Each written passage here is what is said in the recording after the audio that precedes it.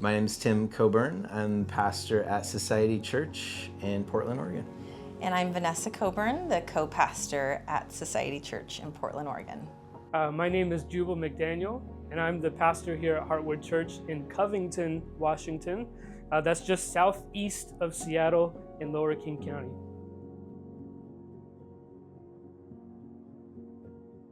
There are valleys of the shadow of death that God leads us to and through. We're not to set up camp in the valley of the shadow of death. God's walking with us through the valley of the shadow of death because there's always a next moment. Because Jesus walked through the valley of shadow of death and there's resurrection. There's always resurrection. That is the good news story. And I think, for those who are facing that moment, to know God's gonna walk with you through it.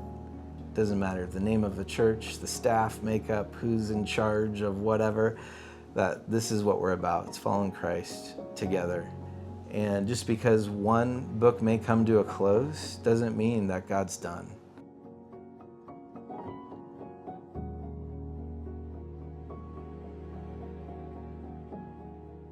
Let's remember, we serve a God who is a professional at bringing dead things to new life.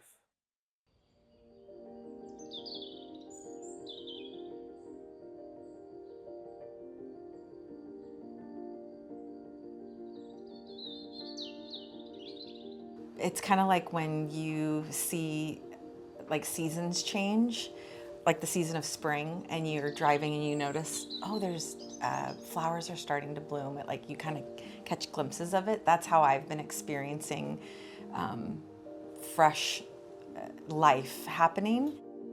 For me, I sensed new life was somewhat of an organic process for us. And I'll categorize it this way. What I have seen is the body taking care of itself.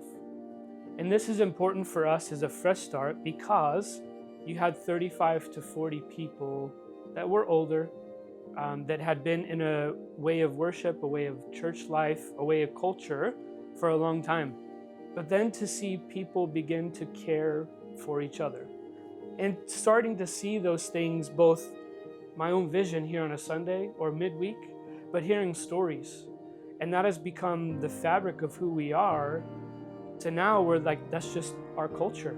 What gives me the most hope when I look to the future is seeing new people come through, getting to hear their stories.